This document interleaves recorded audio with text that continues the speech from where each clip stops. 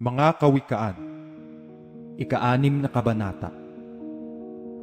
Anak ko, kung ikaw ay naging mananagot sa iyong kapwa, kung iyong ikinamay ang iyong kamay sa di kilala, ikaw ay nasilo ng mga salita ng iyong bibig, ikaw ay nahuli ng mga salita ng iyong bibig. Gawin mo ito ngayon, anak ko, at lumigtas ka. Yamang ikaw ay nahulog sa kamay ng iyong kapwa. Yumaon ka, magpakababa ka, at mga yupapa ka sa iyong kapwa. Huwag mong bigyan ng tulog ang iyong mga mata, o magpaidlip man sa iyong mga talukap mata. Lumigtas ka na parang usa sa kamay ng mga ngaso, at parang ibon sa kamay ng mamimitag. Pumaroon ka sa langgam, ikaw na tamad. Masdan mo ang kanyang mga lakad, at magpakapantas ka. Nabagaman walang pangulo, tagapamahala, o pinuno, naghahanda ng kanyang pagkain sa taginit at pinipisan ang kanyang pagkain sa pag-aani. Hanggang kailan matutulog ka o tamad? Kailan ka babangon sa iyong pagkakatulog? Kaunti pang pagkakatulog, kaunti pang pagkaidlip, kaunti pang paghahalukip-kip ng mga kamay upang matulog. Sa gayoy ang iyong karalitaan ay darating na parang magnanakaw, at ang iyong kasalatan na parang lalaking may sandata. Taong walang kabuluhan, taong masama, ay siya na lumalakad na may masamang bibig, na kumikindat ng kanyang mga mata, na nagsasalita ng kanyang mga paa, na nagsasalita ng kanyang mga daliri. Pagdaraya ay nasa kanyang puso, siya ay laging kumakatha ng kasamaan.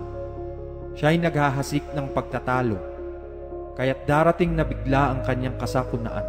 Sa kabiglaanan ay mababasag siya at walang kagamutan. May 6 na bagay na ipinagtatanim ng Panginoon. Oo, 7 na mga kasuklam-suklam sa Kanya. Mga palalong mata, sinungaling na dila, at mga kamay na nagbububo ng walang salang dugo. Puso na kumakatha ng mga masamang akala, mga paa na matulin sa pagtakbo sa kasamaan. Sinungaling na saksi na nagsasalita ng kabulaanan, at ang naghahasik ng pagtatalo sa gitna ng magkakapatid. Anak ko, ingatan mo ang utos ng iyong ama, at huwag mong kalimutan ang kautusan ng iyong ina. Ikintal mong lagi sa iyong puso, itali mo sa iyong lieg. Pagka ikaw ay lumalakad, papatnubay sa iyo. Pagka ikaw ay natutulog, babantay sa iyo. At pagka ikaw ay gumigising, makikipag-usap sa iyo. Sapagkat ang utos ay tanglaw, at ang kautusan ay liwanag, at ang mga saway na turo ay daan ng buhay. Upang ingatan ka sa masamang babae, sa tabil ng dila ng di kilala. Huwag mong pitahin ang kanyang kagandahan sa iyong puso, at huwag ka mang hulihin niya ng kanyang mga talukap mata. Sapagkat dahil sa isang masamang babae ay walang naiiwan sa lalaki, kundi isang putol na tinapay, at hinuhuli ng mga ngalon niya ang mahalagang buhay. Makakukuha ba ng apoy ang tao sa kanyang sinapupunan at hindi masusunog ang kanyang mga suot? O makalalakad ba ang sinuman sa mga mainit na baga at ang kanyang mga paa ay hindi mapapasok? Gayon ang sumisiping sa asawa ng kanyang kapwa.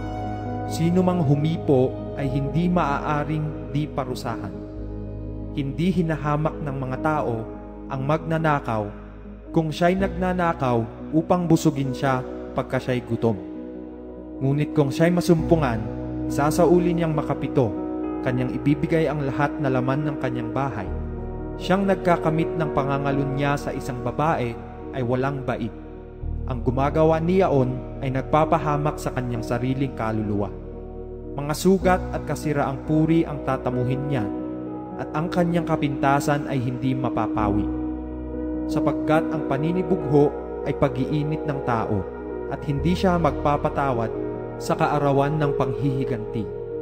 Hindi niya pakukundanganan ang anumang tubos, ni magpapahinga man siyang tuwa, bagaman ikaw ay magbigay ng maraming suhol.